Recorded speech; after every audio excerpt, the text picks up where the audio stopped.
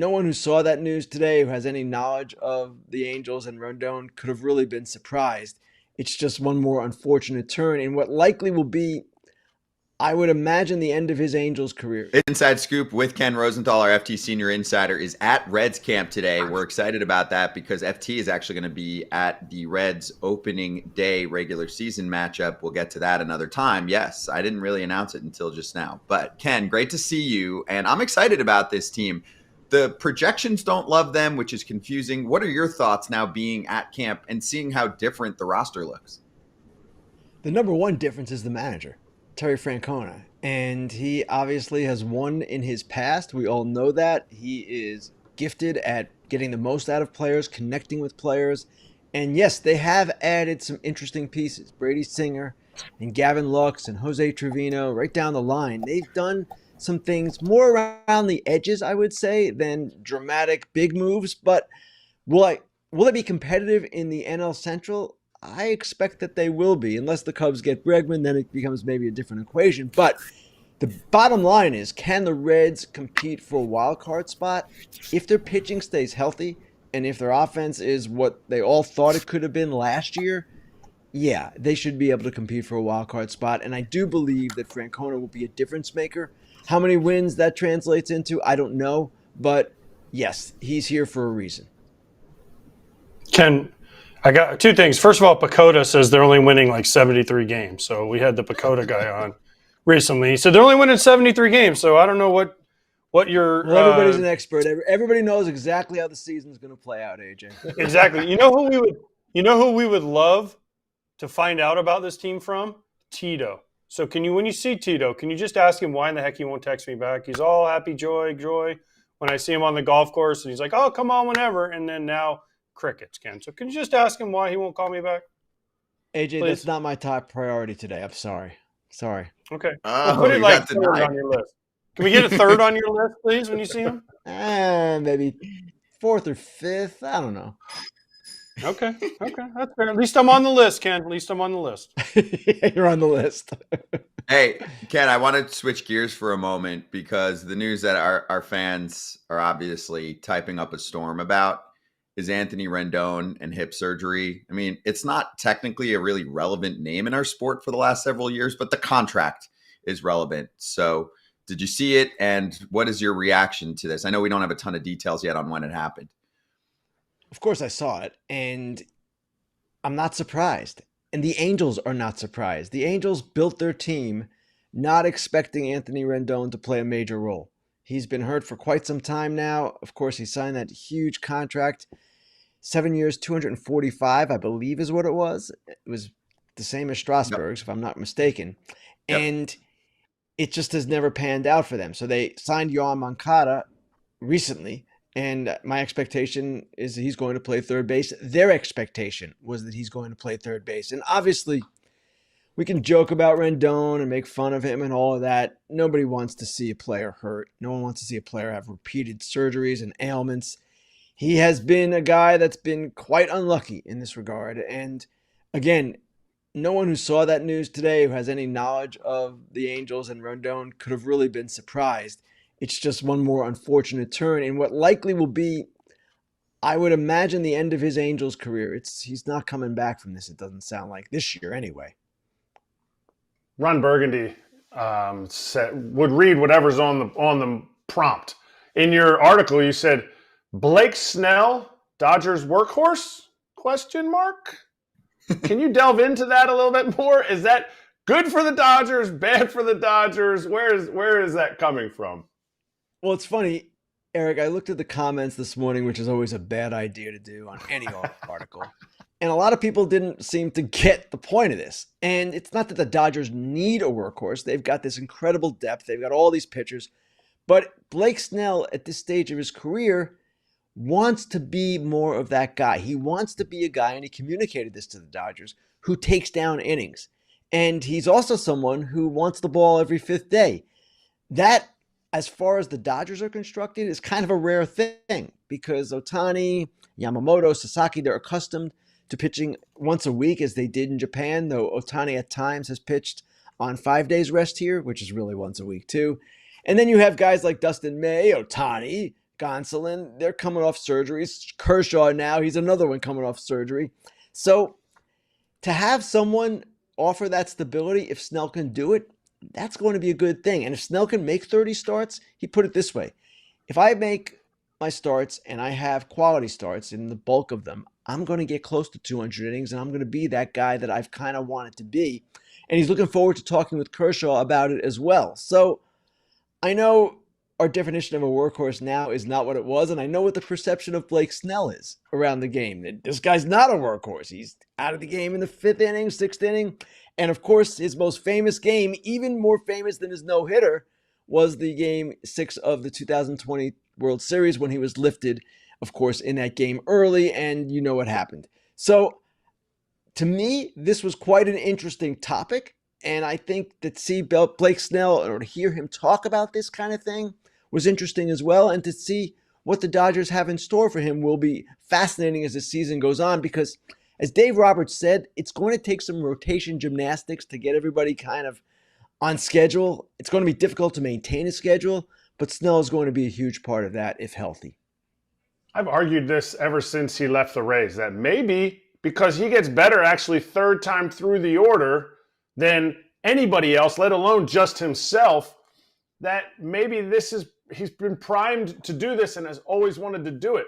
But is there any inkling that the Dodgers will allow him to do it? Not just because of all the things you just said, but because of health, because of how long they think their season's going to go, because how can you work one guy in 5 days and then everyone else 6 days? Now it becomes almost like a 7-day rotation.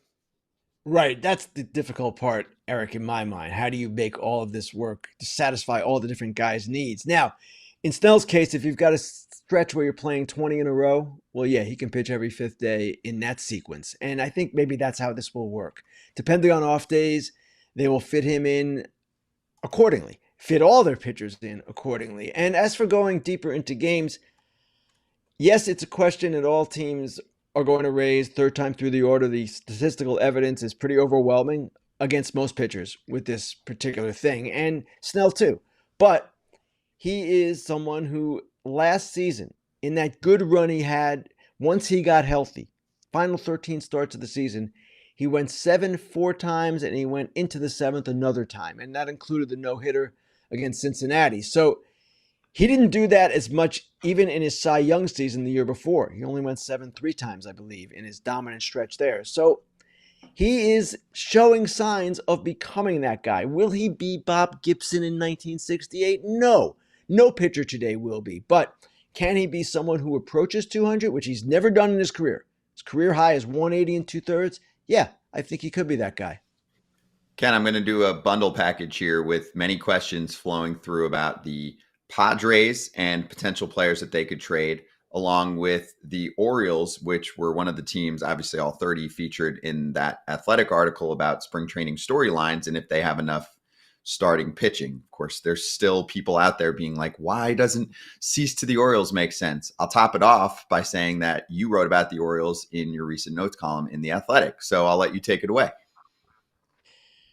The Orioles and Padres would appear to be a match if the Orioles are intent on acquiring another starting pitcher. And I would think that if they could acquire one, it would have to be someone along the lines of Dylan Cease. They have enough bodies. They have actually a plethora of rotation candidates when you look at who they've acquired, Charlie Morton and Sagano, in addition to, of course, Grayson Rodriguez and Zach Eflin. And they've got Dean Kramer returning as well. Bradish and Tyler Wells come back at midseason. Trevor Rogers starts the year at AAA with some of the other prospects. They have numbers. Do they have the top of the rotation guy that they had last year in Burns? That's the question. So what I wrote about was their seeming glut of outfielders as well, but I don't know that they see it as a glut, and they see it as depth. And the addition of Ramon Laureano did not necessarily signal a trade. It just gave them another alternative out there. And keep in mind, Tyler O'Neill's had a long injury history, and who knows if he'll stay healthy. So the real question here is, what are the Padres going to do? And that's the question we don't really know the answer to. AJ Preller is always going to listen on potential free agents like Cease. We know that he does not operate by the calendar his peers in executive offices operate by. He will make trades at any time of year. I just don't know if they see trading Cease or trading Michael King or trading Arise or even Robert Suarez, who probably is the most likely to go, is something that they need to do. We don't know if they need to do it financially. We don't know what they're thinking along the lines of their prospects and if they want to improve their prospect base. It seems to me AJ Preller wants to compete. He's got a really good team this year.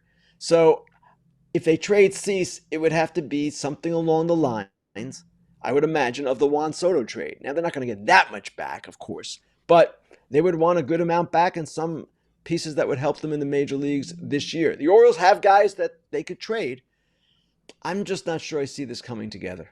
More in a minute, but first, a quick word from our sponsor of this video. Hey, Valentine's Day is coming up, and we have the recommendation for you to check out right now. Don't wait. It's 1-800-Flowers.com. This year, we're partnering with 1-800-Flowers to make sure you're a Valentine's legend with an exclusive offer for the FT fam. It's double the roses for free. When you buy 1 dozen, they're going to double your bouquet to 2 dozen roses. It's the perfect way to wow her without breaking the bank. 1-800-Flowers always delivers. Let them dominate this holiday. It's what they do best. Think about everyone in your fam that deserves some love on Valentine's Day. I sent a bouquet to my daughter at college, and it lit up her day. I also added an awesome vase to the order for her, so she's got it all. All roses from 1-800-Flowers are picked at their peak, cared for every step of the way, and shipped fresh to ensure lasting beauty.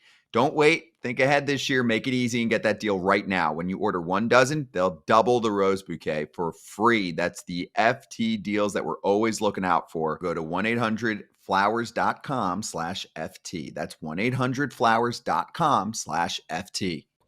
And now back to the video. Can you just give us a flat-out answer? Where the heck is Alex Bregman going to sign and when?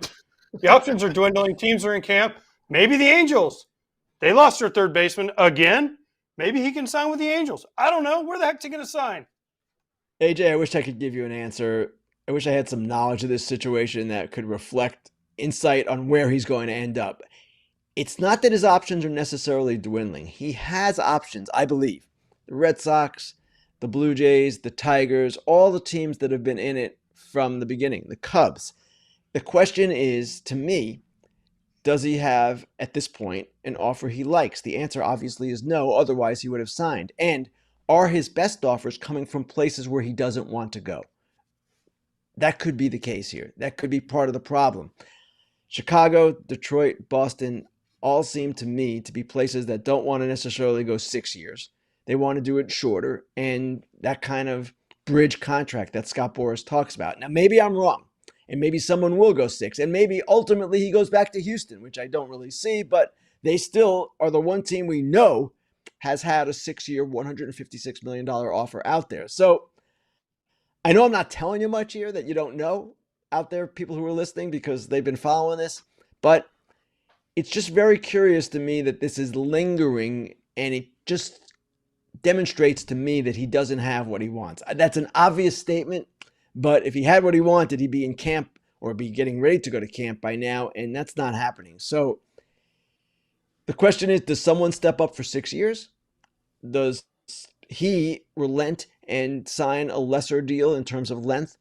I don't know the answers. We're ultimately going to find out.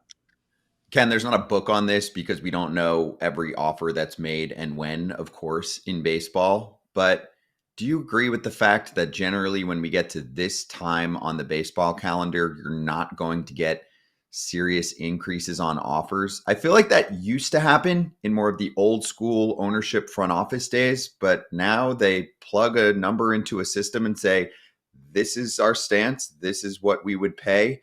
If not, we're willing to walk. We're in spring training. The only case that pops up in my mind is more on the pitching side. Sure, there can be a position player injury, but it's not as frequent. We're going to get a ton of arm injury news over the next few weeks. We always do. So to me, I'm like, okay, Nick Pivetta maybe has a chance to get a better offer than he got a couple months ago. I don't get it with Bregman. Like, is he waiting to get a call? We're like, all right, screw it. Another year and another 30 mil. We're in. It's a great point, Scott. And you're absolutely right about the way teams evaluate players. They set a value, and rarely do they deviate from their value. Obviously, there are exceptions to that. I don't believe the Mets had Juan Soto set at $765 million, and I'm not sure the Diamondbacks had Corbin Burns set at $210. But at the same time, Bregman obviously believes and his agent, Scott Boras, obviously believes that they can do better than what they're getting right now. Otherwise, they would have signed. And the question here to me, again, he had the 6/156 from Houston, right? In a state with no income tax. So if you're going to beat that, you're going to have to be above that number over 6 years. And I don't know that he will be able to do that now because you're right. It is pretty rare, except in the case of Machado and Harper that 1 year, where you see teams throw out 150, 160, 70, 80 million at this time of year when they've generally spent most of their money. So that is the question I'm seeing here. And ultimately, if he signs a bridge contract, he'll still have the chance to beat the 6/156 over time, but it won't be this year.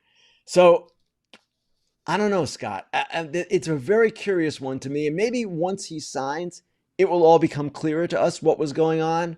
But I'm having a hard time seeing how he beats the 6/156 in present day dollars, tax dollars, all of that. It's just curious to me. What's curious to me is how a pitcher can show up, even a future Hall of Fame pitcher like Clayton Kershaw can show up and just play catch at Dodgers camp. And there's rumors that maybe he has a contract. We get it. He always has the 1 year contract. Have you ever heard of a player just showing up and playing catch without a contract in camp? Well, it sounds like he's under agreement pending a physical. That's exactly what is going on, actually. So it's not as if he's unsigned and a free agent. He's signed. He's just got to pass his physical. It's all set. Have I heard of this happening before where a guy kind of just is there? No, but there are not many Clayton Kershaws out there, and it's a very unusual situation. We knew if he came back, he was coming back to only one team. And we knew he wasn't going to sign right away because he's not coming back to play right away. It's going to be some time before he's fully healthy. So you're right, Eric. It was definitely unusual what happened yesterday, him showing up and then everyone learning that he indeed has an agreement pending a physical. But because of the circumstances, I wasn't at all surprised. Ken, thank you for the time. Enjoy camps. I'm jealous that you're there. FT will be out there soon in Arizona, and we'll talk to you later in the week. And we'll see you tomorrow on Fair Territory. Sounds great, guys. Thanks. Hey, everybody. Be sure to like and subscribe for more content. We're back here every weekday, all year long, so do not miss an episode. The videos are coming in all day. Here's another video you might enjoy. Baseball the way it should be covered.